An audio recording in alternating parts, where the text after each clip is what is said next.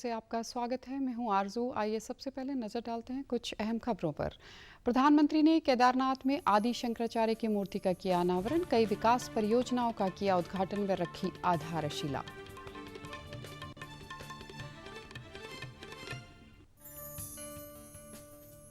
चंडीगढ़ प्रशासन ने पेट्रोल व डीजल पर लगे वैट में की कटौती। और आज श्रद्धापूर्वक मनाया जा रहा है विश्वकर्मा दिवस और गोवर्धन पूजा का पर्व। अब समाचार विस्तार से। प्रधानमंत्री नरेंद्र मोदी आज उत्तराखंड में केदारनाथ धाम पहुंचे। उन्होंने मंदिर के गर्भगृह में भगवान शिव की पूजा अर्चना की और भगवान केदार का रुद्राभिषेक कर उनकी आरती की। प्रधानमंत्री ने केदारनाथ धाम की परिक्रमा की। प्रधानमंत्री ने देश की खुशहाली के लिए पूजा की। नरेंद्र मोदी ने आदि गुरु शंकराचार्य के समाधि स्थल पर शंकराचार्य की प्रतिमा का अनावरण किया और प्रधानमंत्री ने कई परियोजनाओं का शिलान्यास और लोकार्पण भी किया।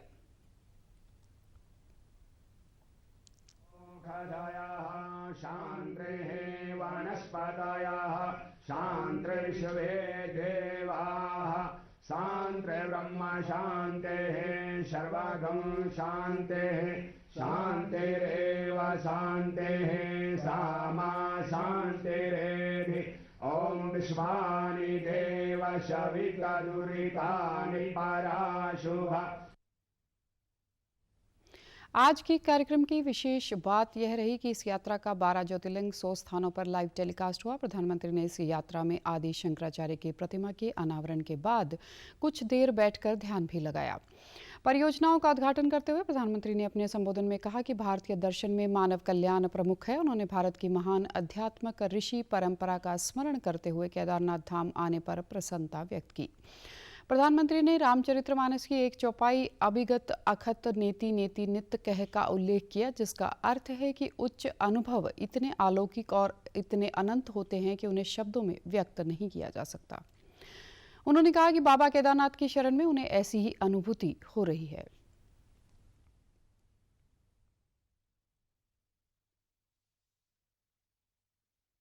अभी मैंने आदि शंकराचार्य जी की समाधि स्थान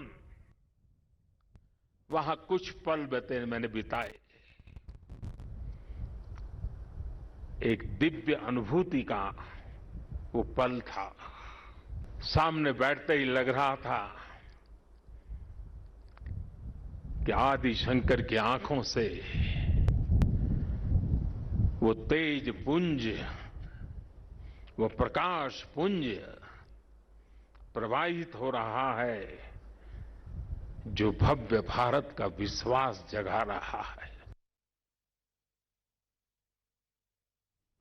प्रधानमंत्री ने कहा कि आश्रय सुविधा केंद्र जैसी नई सुविधाएं पुजारियों और भक्तों के जीवन को आसान बनाएंगी और उन्हें तीर्थ यात्रा के दिव्य अनुभव देंगी। वर्ष 2013 में आई केदारनाथ बाढ़ को याद करते हुए प्रधानमंत्री ने कहा कि इस बाढ़ से हुई क्षति अकल्पनीय थी। उन्होंने सभी कार्यकर्ताओं, पुजारियों के रावल परिवारों, अधिकारियों और उत्तराखंड के मुख्यमंत्री को केदारनाथ धाम में विकास कार्यों को तेजी से आगे बढ़ाने के लिए धन्यवाद दिया। प्रधानमंत्री ने कहा कि वे ड्रोन और अन्य तकनीकों के माध्यम से काम की प्रगति की निगरानी करते रहे। उन्होंने कहा कि इस प्राचीन भूमि पर सनातन के साथ आधुनिकता का यह संयोजन और ये विकास कार्य भगवान शंकर की प्राकृतिक कृपा का परिणाम है।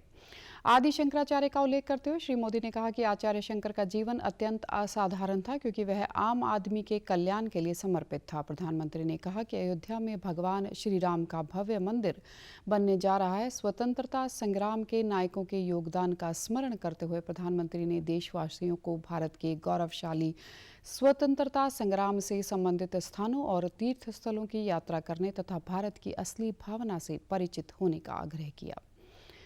राष्ट्रव्यापी कोविड टीकाकरण के अंतर्गत 107 करोड़ 74 लाख से अधिक कोविड रोधी टीके लगाए गए। स्वास्थ्य मंत्रालय ने कहा कि कल 5,65,000 से अधिक टीके लगाए गए। इस दौरान 12,000 से अधिक नए कोविड मामलों की पुष्टि हुई है।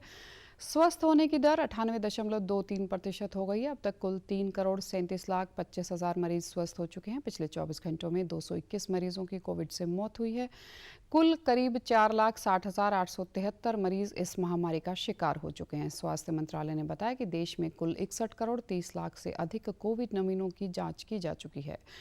कल 6,70,000 से अधिक नमूनों की जांच की गई। इसी दौरान ब्रिटेन के स्वास्थ्य विभाग ने कोविड-19 के हल्के लक्षण वाले लोगों के उपचार के लिए विश्व की पहली एंटीवायरल गोली को मंजूरी दे दी है। औषधि और स्वास्थ्य देखभाल उत्पाद नियामक एजेंसी ने बताया कि मोलनूपिरावीर को गंभीर संक्रमण का खतरा रोकने में प्रभावी पाया गया है। इसे हल्के से मध्यम लक्षण वाले लोगों के लिए अधिकृत किया गया है जिनमें संक्रमण गंभीर हो जाने का कम से कम एक कारण हो। इन कारणों में मोटापा, 60 वर्ष से अधिक उम्र, डायबिटीज या हृदय रोग शामिल हैं। ब्रिटेन के स्वास्थ्य मंत्री साजिद जावेद ने कहा कि यह गोली गंभीर संक्रमण की आशंका वाले लोगों के लिए काफी उपयोगी और प्रभावी साबित होगी। केंद्र सरकार द्वारा पेट्रोल और डीजल पर शुल्क कम करने के बाद चंडीगढ़ प्रशासन ने भी आज से पेट्रोल और डीजल पर 7 रुपये प्रति लीटर की दर से वैट में कम कर दी है। नई दरें आज से लागू हुई हैं। इस संबंध में केंद्र शासित प्रदेश चंडीगढ़ के आबकारी व कराधान विभाग द्वारा अधिसूचना जारी की गई है। पेट्रोल पर वैट कम करके 22.45% से 15.24% किया गया और डीजल पर वैट 14.02% से कम करके 6.66% किया गया है। उल्लेखनीय है कि केंद्र द्वारा तेल पर उत्पाद शुल्क में कटौती करने के बाद भाजपा और एनडीए शासित कई राज्यों ने डीजल और पेट्रोल पर वैट में कमी की है। इससे बाजार में उपभोक्ताओं के लिए पेट्रोल और डीजल की कीमतों में कमी आएगी। आर्थिक विशेषज्ञों का कहना है कि पेट्रोल और डीजल की कीमतों में कमी आने से और चीज़ें भी सस्ती हो सकती हैं, क्योंकि डीजल पेट्रोल के दाम बढ़ने से चीज़ों की आवाजाही के भाड़े प्रभावित होते हैं। दिवाली के शुभ अवसर पर पंजाब के मुख्यमंत्री चरणजीत सिंह चन्नी ने चमकौर साहिब में बसेरा स्कीम अधीन झुग्गी झोपड़ियों में जीवन बसर कर रहे 269 लाभार्थियों को अस्थायी आवास के पक्के मालिकाना हक दिए हैं। मुख्यमंत्री चन्नी ने खुद इंदिरा कॉलोनी के कुछ गरीब लोगों को घरों में जाकर दीप जलाए और उनके घरों के मालिकाना अधिकारों की सनद सौंपी। इसके उपरांत बाकी लोगों को सिटी सेंटर में करवाए गए समारोह के दौरान मुख्यमंत्री ने इंदिरा कॉलोनी के निवासियों को घरों के मालिकाना अधिकारों की मदद की। इस अवसर पर संबोधन करते हुए मुख्यमंत्री चन्नी ने कहा कि शहरी क्षेत्र में राज्य सरकार की जमीन पर झुग्गी झोपड़ियों में रहने परिवारों को मालिकाना अधिकार देने की बसेरा स्कीम के द्वारा जरूरतमंद लोगों का अपना घर होने का सपना पूरा हो रहा है। उन्होंने साथ ही कहा कि राज्य में बसेरा स्कीम के अंतर्गत सभी योग्य लाभार्थियों को जल्द कवर किया जाएगा, जिसके लिए इस संबंधी प्रक्रिया में तेजी लाने के लिए हिदायतें जारी कर दी गई हैं।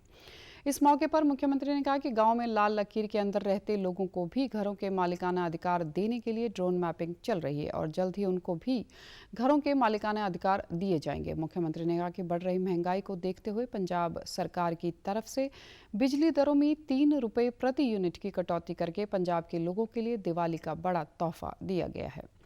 इस कटौती से आम जनता को अपेक्षित राहत मिलेगी। इससे राज्य के कुल 71,75,000 घरेलू उपभोक्ताओं में से 69 लाख उपभोक्ताओं को लाभ मिलेगा।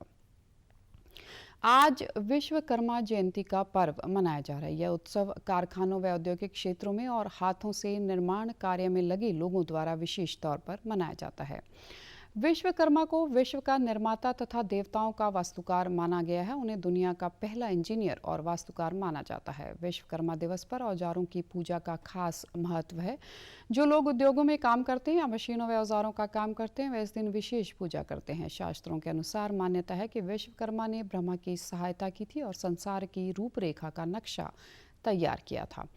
आज के दिन विभिन्न स्थानों पर विश्वकर्मा जी की पूजा की जा रही है। पंजाब में राज्य स्तरीय समारोह लुधियाना में हो रहा है। पंजाब के मुख्यमंत्री चरणजीत सिंह चन्नी ने विश्वकर्मा दिवस पर लोगों को बधाई दी है।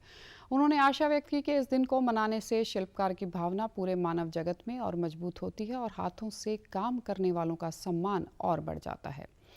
चंडीगढ़ दूरदर्शन के परिसर में भी आज विश्वकर्मा दिवस मनाया गया। इस अवसर पर इस दिन के महत्व पर विचार चर्चा हुई और हाथों से काम करने वाले लोगों के प्रति सम्मान के साथ पेश आने का संकल्प लिया गया। दूरदर्शन के कर्मचारियों ने विश्वकर्मा जी की पूजा की और उपस्थित लोगों में मिठाइयां और फलों का प्रसाद भी बांटा गया। गोवर्धन पर्व आज देश के विभिन्न हिस्सों में श्रद्धापूर्वक मनाया जा रहा है। यह त्यौहार दीपावली के अगले दिन मनाया जाता है। उत्तर प्रदेश में विशेष तौर पर मथुरा और वृंदावन में गोवर्धन पूजा धार्मिक आस्था के साथ की जा रही है। दिवाली के दूसरे दिन आज राष्ट्रीय राजधानी क्षेत्र दिल्ली में हवा बहुत प्रदूषित हो गई है। हवा की गुणवत्ता यानी एयर क्वालिटी इंडेक्स 524 पर पहुंच गया। कहा जाता है, जो कि बहुत ही चिंताजनक माना जा रहा है। हवा गुणवत्ता के इस स्थान पर पहुंचने को बहुत अधिक माना जाता है। इसके अलावा पंजाब, हरियाणा और उत्तर प्रदेश के कुछ भागों में भी हवा की गुणवत्ता ने गंभीर रूप धारण किया है। स्वास्थ्य विशेषज्ञों का कहना है कि इससे लोगों के स्वास्थ्य पर बुरा प्रभाव पड़ेगा। कोरोना वायरस का खतरा अभी टला नहीं है, इसलिए सभी से निवेदन है, बाहर जाने के समय मास्क जरूर पहनें, सामाजिक दूरी बनाए रखें, बार बार अपने हाथ साबुन से धोएं और सैनिटाइजर का इस्तेमाल करें।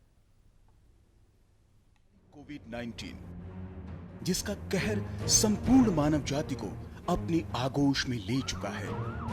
कोरोना संक्रमण से बचाव के लिए मास्क पहनने के साथ ही जरूरी है मास्क को सही तरीके से पहनना। बहुत से लोग मास्क से नाक और मुंह को सही तरीके से नहीं ढकते हैं, जिससे संक्रमण का खतरा बना रहता है। बिना मास्क या फेस कवर के घर से बाहर निकलने की अभी कल्पना करना भी सही नहीं है। Mask up India.